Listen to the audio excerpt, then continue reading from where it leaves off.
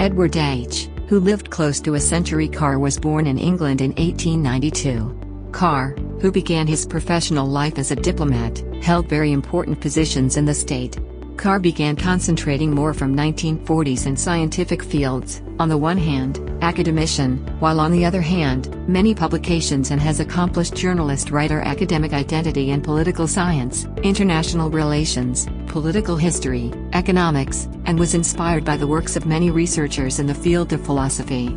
Carr, who is also a biographer, died in his native United Kingdom, 1982. Carr, who authored many books during his lifetime, said, "What is history?" With his work, he opened the door to great horizons in the world of science, especially in the field of history and philosophy of history. Regardless of the level, all with the ability to cater to the audience. What is the date? It has the distinction of being a methodological study consisting of an essay of Carr's lectures from time to time.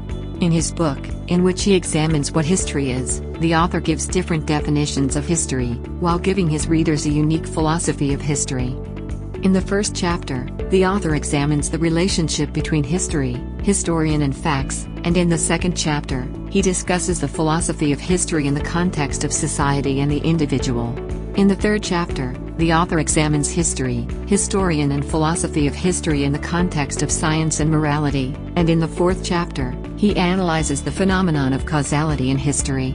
Addressing the issue of history as progress in the fifth chapter, Carr concludes his work in the sixth chapter, which he summarizes his conversations in the book, titled Expanding Horizons.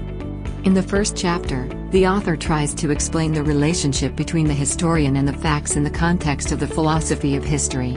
In the author's book What is History?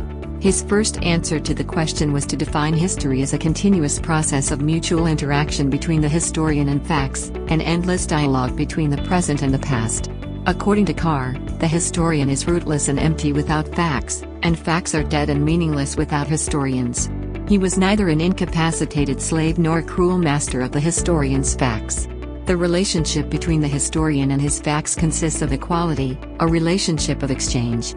According to the author, the phenomenon is an experience data, unlike the results reached. This view, also defined as a common-sense view of history, defines history as a confirmed set of facts. Just like the fish on a fisherman's table, documents, inscriptions, etc., and in it, the facts are ready.